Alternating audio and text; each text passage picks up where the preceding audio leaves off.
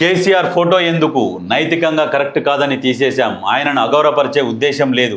రాజీనామాను ఎందుకు ఆమోదించడం లేదు అర్థం కావడం లేదు. 25 నుంచి జాగృతి జనం బాట యాత్ర. తెలంగాణ జాగృతి అధ్యక్షురాలు కల్వకుంట్ల కవిత. అయిపోయింది. ఒక దగ్గర ప్లస్ అయిందంటే ఇక్కడ ప్లస్ అయిందంటే ఇంకో దగ్గర మైనస్ అవుతుంది. ఎక్కడ? కేటీఆర్ దగ్గర.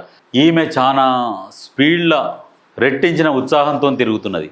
కేసీఆర్ ఫోటో కూడా పక్కకు పడేసి ఇప్పుడు జాగృతి యాత్ర పెట్టుకున్నది. జాగృతి జనం బాట యాత్ర. జనం బాట యాత్ర మళ్ళీ నెక్స్ట్ ఇయర్లో ఈమె పార్టీ కూడా ప్రకటించే ఆలోచనలో ఉన్నదట. ఈ లోపల మరి కేసీఆర్ ఏమైనా పిలుస్తాడా అంటే పిలువడు అనేది ఒక నమ్మకం ఏర్పడ్డది. ఆయన పిలువడు, ఆయనతో నాకు అవసరం లేదు అనుకొని ఆయన ఫోటో కూడా పక్కకు పెట్టేసింది. ఓన్లీ కవిత, జయశంకర్ సార్ ఫోటో పెట్టుకొని ఇంకా స్టార్ట్ చేసింది. ఇప్పుడు ఈమె కూడా ఉద్యమమే. ఎవరి మీద? బీఆర్ఎస్ మీద ఉద్యమం చేస్తున్నది అంతే.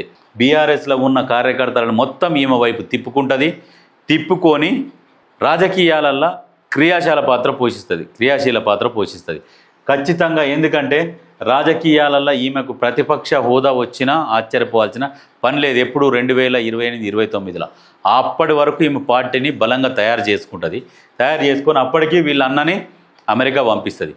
ఎట్లయితే పార్టీల నుంచి గెంటేసిండో సేమ్ అదే విధంగా ఇండియా నుంచి అమెరికా గెంటేస్తుంది నెక్స్ట్. ఇది మాత్రం 100% జరుగుతుంది. హరీష్ రావుది ఎట్లయిపోతుంది అంటే రంగిజేడే మంగిజేడే అన్నట్టు అయిపోతుంది. అటు అందులోకి పోకుండా ఇటు ఇంట్లో ఉంటే ఇది సక్సెస్ కాకుండా అప్పుడు ఎదురు చూడాల్సి వస్తుంది. నేను వచ్చి జైన్ అయితా మీ పార్టీలా అని అడుక్కునే పరిస్థితి వస్తుంది హరీష్ రావుది. ఎందుకంటే ఇంకా లేట్ చేస్తూ ఉన్నాడు.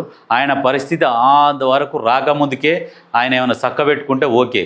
ఇప్పుడు మెయిన్ ఏంటంటే ఈ జూబ్లీహిల్స్ బై ఎలక్షన్ల తర్వాత ఖచ్చితంగా రాజకీయాలు మొత్తం మారిపోతాయి. హరీష్ రావు ఉండకుంటేనేమో ఆయన భవిష్యత్తు మంచిగా ఉంటుంది. అన్ననే మూలిగిండు అనుకో లాస్ట్కి ఆయన అడుక్కునే పరిస్థితి వస్తుంది. నేను మీ పార్టీలకు వస్తా అని అడుక్కునే పరిస్థితి వస్తుంది. ఈమెన ఆల్రెడీ బయటకు వచ్చేసింది. ధైర్యంగా ఈమె రన్ చేసుకుంటూనే ఉన్నది. కాబట్టి బీఆర్ఎస్లో ఉన్న వాళ్ళు కూడా దాదాపు కేడర్ మొత్తం ఈమె వైపు వచ్చేస్తున్నారు. ఇంకా అర్థం చేసుకోరు నెక్స్ట్ ఏం జరుగుతుంది ఏంది అనేది.